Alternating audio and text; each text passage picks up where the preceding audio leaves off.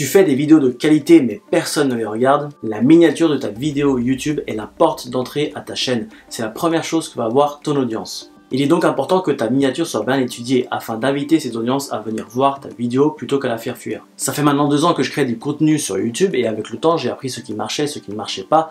Et dans cette vidéo j'ai envie de te partager 5 règles que j'utilise quand il s'agit de créer mes miniatures dans le but d'avoir beaucoup plus de vues sur mes vidéos. Allez, c'est parti!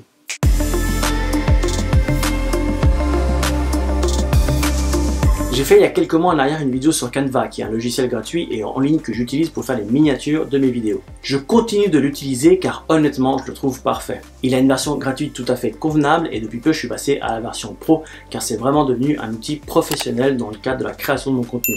La vidéo d'aujourd'hui est donc basée sur cet outil. Allons droit au but. Mon premier conseil est de mettre en avant ton visage dans les miniatures de tes vidéos. Il y a très peu de temps, j'ai fait une vidéo sur YouTube Studio, qui est un outil qui te permet de connaître le taux de clic de chacune de tes vidéos. Le taux de clic est principalement associé à la miniature, justement. Si ta miniature est de bonne qualité et qu'elle incite les gens à cliquer dessus, ton taux de clic sera élevé. Au contraire, si ta miniature n'est pas bonne, ton taux de clic sera mauvais. J'ai pu m'apercevoir que quand j'utilise des images libres de droit qu'on peut retrouver un peu partout sur internet, mon taux de clic est beaucoup plus faible que quand j'utilise directement mon visage dans la miniature. Je pense que ceci est finalement assez compréhensible. En effet, je n'arrête pas de répéter que nous vivons dans une ère de plus en plus digitale où absolument tout peut être fait en ligne.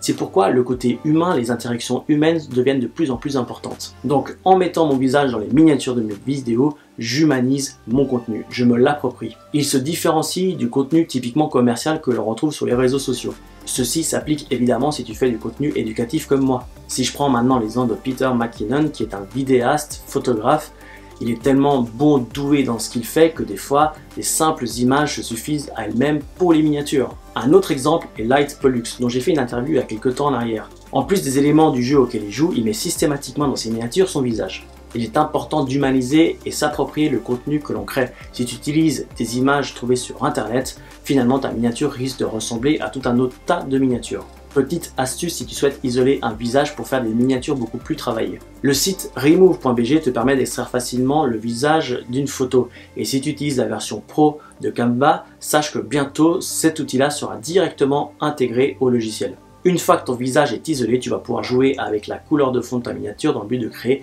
un meilleur contraste. Le but est finalement toujours le même, créer un visuel qui attire l'œil.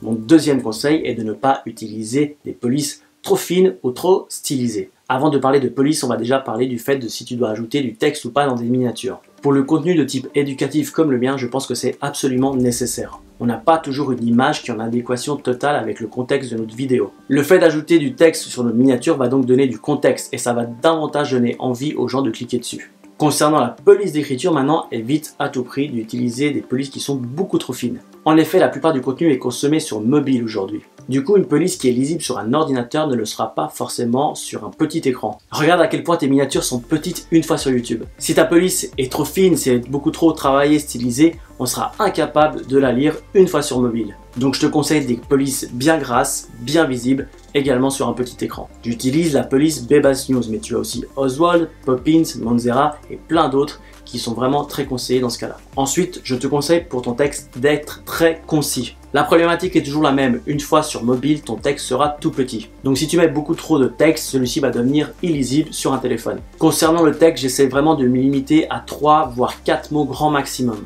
J'essaie d'être le plus concis possible afin d'aider mon audience à comprendre de quoi parle ma vidéo en un simple coup d'œil. Si ma vidéo parle de YouTube Studio, c'est exactement ce que je vais mettre dans la miniature. Tu peux également être un peu plus mystérieux en mettant du texte qui évoquerait de la curiosité. Le texte a la possibilité d'évoquer une émotion auprès de ton audience qu'une image ne pourrait faire. Encore une fois, il se peut que l'image se suffise à elle-même, mais des fois ce n'est pas assez suffisant. Par contre, évite à tout prix le genre de titre putaclic dont la promesse est si grande qu'on se sent obligé de cliquer dessus. Le problème avec ce genre de miniatures, c'est que même si elles font beaucoup de vues, on se rend assez compte rapidement que la promesse ne sera pas maintenue. Tu risques donc d'avoir des commentaires négatifs, des pouces vers le bas et surtout tu auras un temps de visionnage extrêmement faible, ce qui va faire que YouTube va automatiquement dévaloriser ta vidéo. Mon prochain conseil est de mettre les éléments importants de ta miniature à gauche. Alors là, il n'y a aucune science occulte derrière ce conseil. C'est simplement que YouTube met des éléments d'action à droite des miniatures. Du coup, en mettant les éléments importants à gauche de tes miniatures, tu vas donc t'assurer que ceux-ci ne seront pas masqués